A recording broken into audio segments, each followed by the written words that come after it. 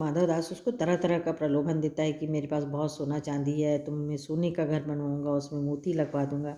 लेकिन चिड़िया को तो अपनी आज़ादी ही पसंद रहती है। चिड़िया इन बातों से बहुत डर गई। वह बोली, मैं भटक कर तनिक आराम के लिए इस डाली पर रुक गई थी, अब भूल कर भी ऐसी गलती नहीं होगी। मैं अभी यहाँ से उड़ी जा रही हूँ। तुम्हारी बातें मेरी समझ में नहीं आती। मेरी माँ के घोंसले के बाहर बहुत तेरी सुनहरी धूप बिखरी रहती है। मुझे और क्या करना है?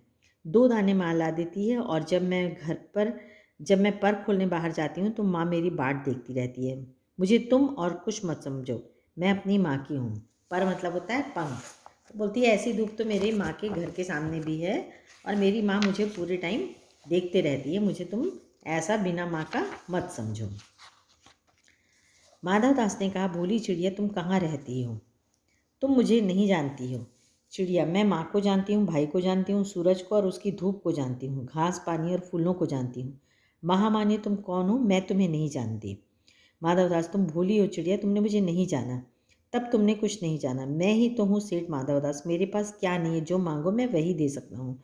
चिड़िया बोली, पर मेरी तो छोटी सी जात है, आपके पास सब कुछ है, तब मुझे जाने दीजिए। माधवदास, चिड़िया तू मेरी नीरी अनजान है, मुझे खुश करेगी तो तुझे माला माल कर सकता हूँ। चिड़िया बोली, तुम सेठ हो, मैं नहीं जानती सेठ क्या होता है, पर सेठ कोई बड़ी बात होती होगी।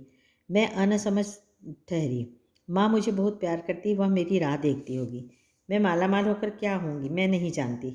मालामाल किसे कहते हैं? क्या मुझे वह तुम्हारा मालामाल होना चाहिए? तो बड़े अच्छे ढंग से लेखक ने बताया है कि जो जानवर या पशु या पक्षी जो होते हैं, उनको वो अपनी आज़ादी बहुत पसंद रहती है। वो धन दौलत कुछ नहीं समझते। उनके लिए हर व्यक्ति बराबर होता है, और वो किसी के प्रलोभन में नहीं आ सकते। और माधवदास के पास इतना सारा कुछ धन संपत्ति होते हुए भी वो बहुत ही अकेला था, और इतना अकेला था कि वो अपने साथ के लिए चिड़िया तक को साथी बनाना चाहता था। सेठ, अरे चिड़िया, तुझे बुद्धि नहीं है, तू सोना नहीं जानती। सोना उसी की जगत को तृष्णा है। तृष्णा मतलब लालच है। मेरी सोना, वह सोना मेरे पास ढेर का ढेर है। तेरा घर समूचा सोने का होगा। ऐसा पिंजरा बनवाऊंगा कि कहीं दुनिया में ना होगा। ऐसा कि तू देखती रह जाए। तू उसके भीतर फुदक कर मुझे खुश करना। तेरा भाग्य खुल जाएगा। तेरे पानी पीने की कटोरी भी सोने की होगी। चिड़िया, वह सोना क्या चीज़ होती है? सेठ, तू क्या जानेगी? तो चिड़िया जो है, सोने का मूल्य सीखने के लिए तुझे बहुत सीखना है। बस यह जान ले कि सेठ माधवदास तुझसे बात कर रहा है। जिसे मैं बात तक कर लेता हूँ उसकी किस्मत खुल जाती है। तू अभी जग का हाल नहीं जानती। मेरी कोठियों पर कोठियाँ हैं, बगीचों पर बगीचे हैं, दास दासियों की संख्या नहीं है। पर तुझसे मेरा चित्त प्रसन्न हुआ है। ऐसा वरदान कब किसी को मिलता है? अरे चिड़िया, तू इस बात को समझती क्यों नहीं? तो सेठ समझाना चाहता है कि मैं तो जिससे बात कर लिया वो बहुत भाग्यवान होता है, और मेरे पास तो नौकर चाकर इतने सारे हैं, लेकिन फिर भी तुम मुझे अच्छी लगी हो, इसलिए मैं तुम्हें रखना चाहता हूँ। सेठ ठहर ठहरा, इससे अपने पास के फूल को तूने देखा? वह एक है। ऐसे अनगिनत फूल हैं, ऐसे अनगिनती फूल मेरे बगीचों में हैं। वे भांति भांति के रंग के हैं। भांति मतलब तरह तरह के, तरह तरह की उनकी खुशबू है।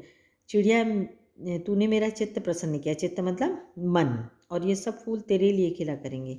वहाँ घोंसले में तेरी माँ है, पर माँ क्या है? इस बहार के सामने तेरी माँ क्या है? माँ, तेरे घोंसले में कुछ भी तो नहीं है। तू अपने को नहीं देखती? कैसी सुंदर तेरी गर्दन, कैसी रंगीन देह। तू अपने मूल्य को क्यों नहीं देखती? मैं तुझे सोने से मढ़कर तेरे मूल्य को चमका दूंगा। तूने मेरे चित्त को प्रसन्न किया, तू मत जा, यहीं रह। तो सेठ अपने पैसे का बड़ा घमंड दिखाते हुए कहता है कि जो मेरे पास है वो तेरी माँ के पास नहीं है, और मेरे महल में जितनी सुंदरता है वो माँ के पास नहीं है, और जो तेरी घोंसला है वो मैं तेरे को सोने का कर दूंगा, तुझे सोने का कर दूंगा। लेकिन चिड़िया तो सोने का उसका कोई महत्व नहीं रहता, वो उसकी लालच में नहीं आती है।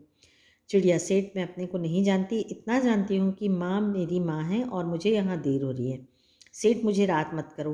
रात में अंधेरा बहुत हो जाता है और मैं राह भूल जाऊँगी। सेठ ने कहा, अच्छा चिड़िया, जाती हो तो जाओ, पर इस बगीचे को अपना ही समझो, तुम बड़ी सुंदर हो।